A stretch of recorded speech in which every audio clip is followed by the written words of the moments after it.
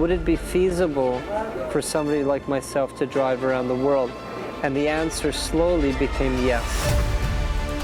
Say 100 people have contacted me with the dream of driving around the world. Of those 100 people, one has gotten to the start. People with disabilities can achieve great things.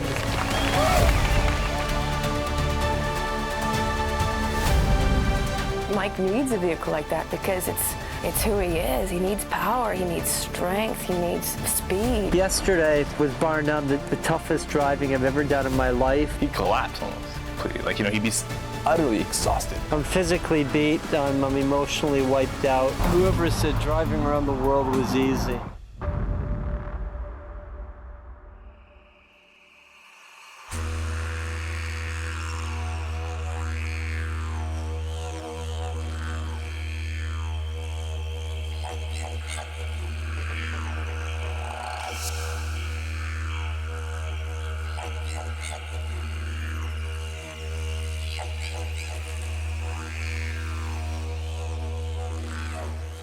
Well, after 2 days of rest and relaxation, we departed Darwin and headed south on the Stewart Highway.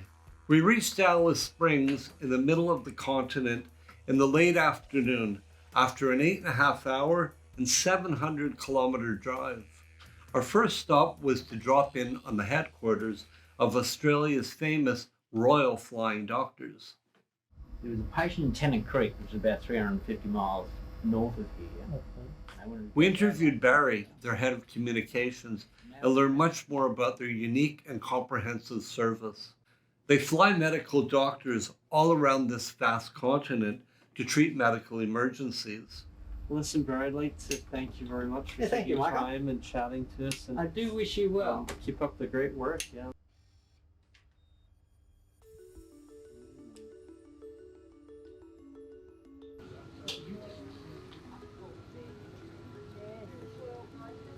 We've got an equipment scheme.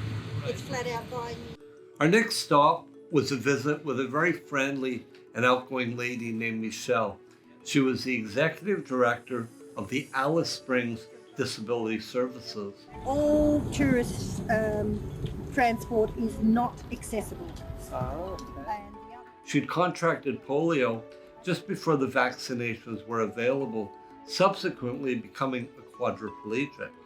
And you were mentioning that you don't see that kind of vehicle in Australia. Can you just explain the reasons why not?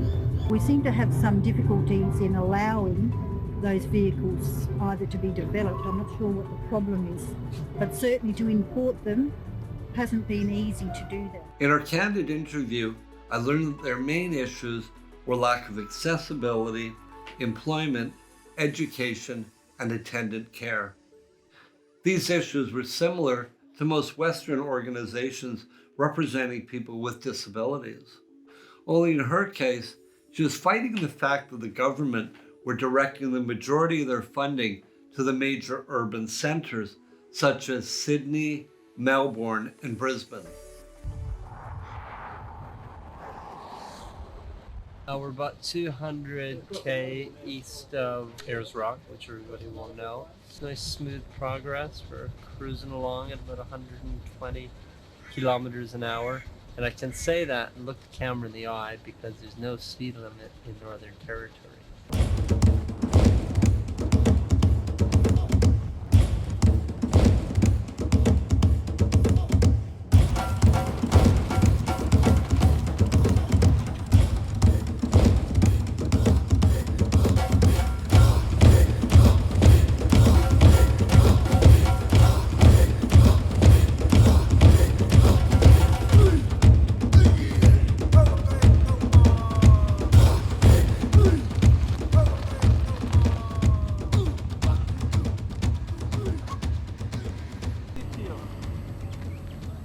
All right, smile.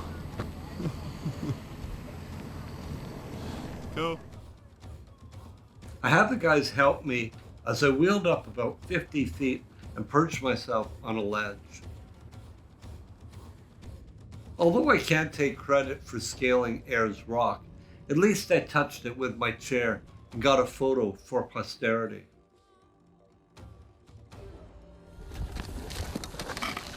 I'm not doing that one again. She was kind. After a brief visit to Uluru, the very next day, around mid-morning, we crossed from the outback, the Northern Territories, into South Australia. Around 4 p.m. and 750 kilometers later, we pulled off the main road and into the desert mining town of Coober Pedy. Due to their desert location and the intense heat during the summer months, all the hotels were constructed underground. We checked into the Redecas Hotel, and the atmosphere was surreal. At times, it felt like we were in bedrock, taking part in a Flintstones cartoon. Back on the road again, the desert landscape gave way to wide open salt flats and a series of dry lake beds. We pulled into the seaside city of Adelaide at 6 p.m.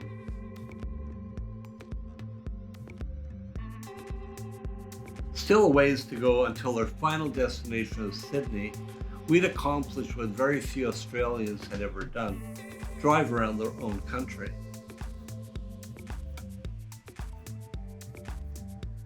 En route from Adelaide, we crossed into the state of Victoria and had smooth sailing into Melbourne. We reached the capital city of Canberra around 5 p.m. after a tiring 8.5 hour and 700 kilometer drive. Monday, August 6th, presented an ambitious day of media activities and special events. It started with an early morning radio interview by phone from the hotel, and then a live in-studio interview with ABC Radio. Never once to overstay our welcome, the next day we headed to Sydney. As we arrived in Sydney earlier than scheduled, we found time for a few tourist activities.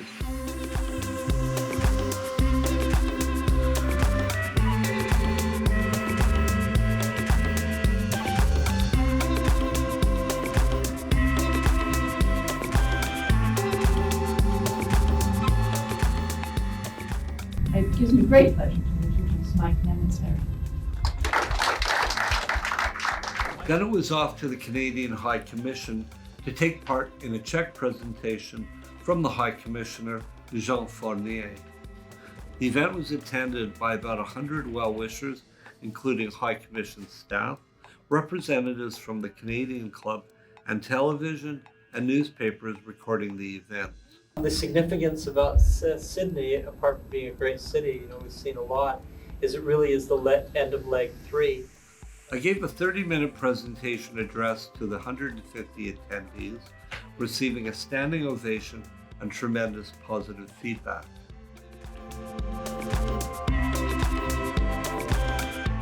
The main event that had been organized was a presentation to the Truscott Street School in the Sydney suburb of Ryde. The elementary school was chosen because it was one of the few schools that was integrating kids with disabilities into the entire curriculum. And it's so great to see a school where we've got so many people who are a little bit different, yet they're very much the same.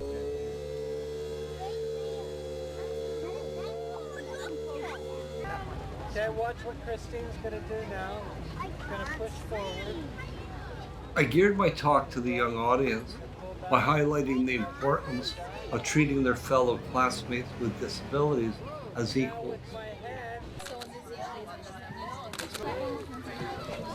I'd never be able to understand what it'd be like to be in Mike's shoes, 100%. Like, I understand as much, I think, as any able-bodied person can. I still will never have a fundamental appreciation of what it's like to not have use of your hands, say.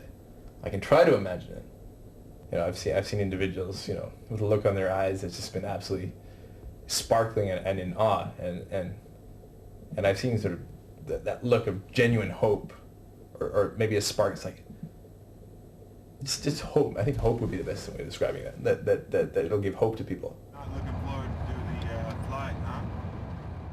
The next day I drove with George and Steve, who was filming, to the Tasman Freight Services near the airport to prepare the vehicle for air freighting to Mexico City. Yeah, no, they're fine. Yeah, customs have a look at it now. Just Meet the Koenig. After filling out substantial paperwork and customs documents, we drove to another loading area directly adjacent to the runway.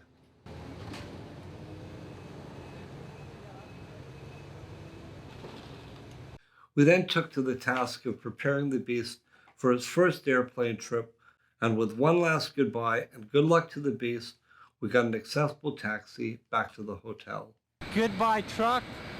That's a wrap. You know, here we have, it's a station wagon, and what they've done, they've lowered the floor, raised the roof, and I'm sitting in the back right now in my chair. But great, I mean, we called the taxi 15 minutes ago. You know, in some countries, you'll be lucky if you can get an accessible cab at all, and if you do get one, it could be hours upon hours. So, and I think Sydney and Australia are just great in terms of curb cuts, accessible transportation infrastructure, the monorail, the subway, the bus system, the taxis.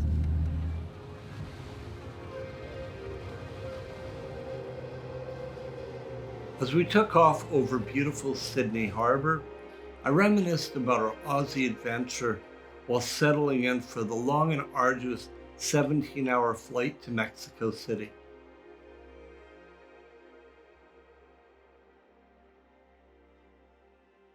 Well, if you've enjoyed watching the last 12 episodes, stay tuned for Mexico and the start of final leg 4.